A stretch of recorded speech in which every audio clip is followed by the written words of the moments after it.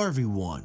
Long before the younger races such as the humans, the Minbari, the Centauri, and the Narns explored the stars, the galaxy at Babylon 5 was ruled by ancient races. These civilizations were millions of years older than the younger races and possessed technology and knowledge far beyond modern understanding. Among these ancients were the Vorlons, the Shadows, the Lorians race, and the mysterious Kirishiac Lords. In the Babylon 5 War book collection Wars of the Ancients, we learned that conflict among the ancients were common long before the Great Shadow War. One of the earliest and most devastating of these conflicts was sparked by the Kirishiac Lords and their relentless desire for conquest and domination. Their rise to power and eventually downfall would later mirror the actions of a younger race such as the Dilgar, whose brutal campaign of expansion led to one of the most bloodiest wars among the younger civilizations. The Kirishiac Lords were considered the youngest of the ancient races, and because of this, they were also the most numerous. Unlike some of the older ancients who've grown detached from the galaxy, the Kirishiac were ambitious and aggressive.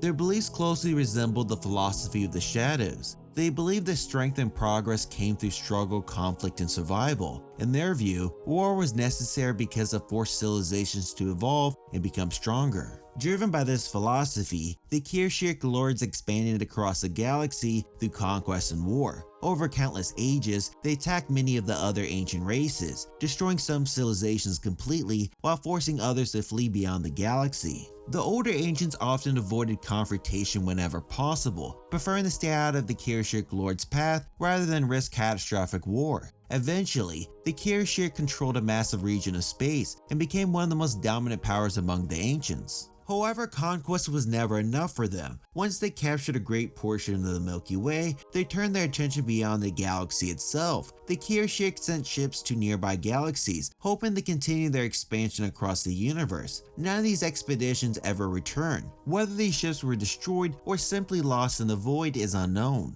The failure of these missions left the Kirishiac frustrated and bitter. They had conquered nearly everything within reach, yet their hunger for power remained unsatisfied. At the same time, they became incredibly jealous of the territory still held by the older ancient races. The aloof and the superior attitude of these elder beings filled the Kirishiac with resentment and paranoia. Eventually, they convinced themselves that they alone deserved to rule the galaxy. This belief led directly to the first great all-out ancient war. Determined to seize complete control of the Milky Way, the Kirishiac Lords launched a massive assault against the remaining ancient races. Their first target were the Walkers' territory, taking advantage of the fact that many of the Walkers were away exploring the mysteries of the universe. The Kirishiac also exploited the Shadows' hibernation, invading their space while the Shadows were in the middle of one of their cycles. However, with the help of the Walkers and the Triad, warnings were sent to awaken the Shadows and prepare them for the coming attack. Despite their overwhelming numbers and military strength, the Kirishiac Lords underestimated the true power of a united ancient alliance. Races that were not directly threatened by the invasion, including the Vorlons, joined the conflict against them. Surrounded on multiple fronts and unable to withstand the combined might of the ancients, the Kirishiac found themselves overwhelmed.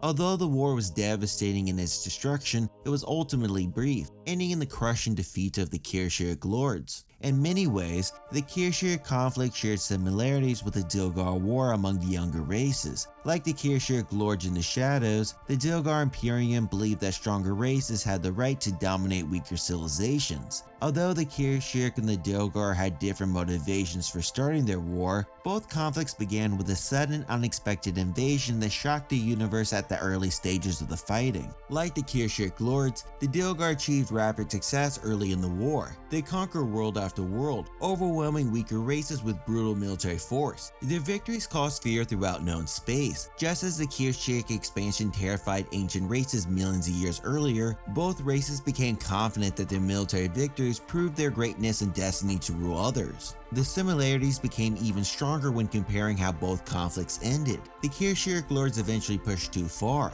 They overextended their reach and united the ancient races against them. Likewise, the Dilgar suffered the same fate. They overextended their forces and united the younger races. There is also an important philosophical connection between the two wars. Both Kirishiac and the Dilgar believed that conflict itself justified their actions. They view war as proof that strength and weakness as justification for conquest. Their beliefs closely reflect the teaching of the Shadows, who encourage chaos and struggle as path to evolution. In many ways, the Dilgar could have been seen as a smaller reflection of the same destructive mindset that once nearly consumed the ancient races themselves. Of course, this is excluding the shadows. After defeating the Kirishiac Lords, the ancient races asked Lorien, the oldest being in the galaxy, to pass judgment upon them. Lorien refused and instead withdrew to Zahhodum, turning away from galactic affairs. Humiliated by their defeat and realizing they could never control the galaxy, most of the Kirishiac Lords departed beyond the Rim and vanished from history.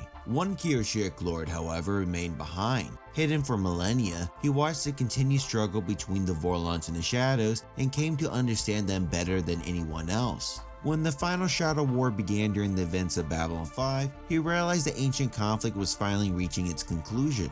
Surprisingly, he found himself caring deeply about the outcome. When Lorien later sought his help on behalf of the younger races, the last Kirishiac Lord agreed to join the final confrontation. After millions of years, he finally saw the endless cycle of confrontation for what it truly was. In the end, neither the Vorlons nor the Shadows achieved victory. Their war ended in a stalemate. Both races left the galaxy behind.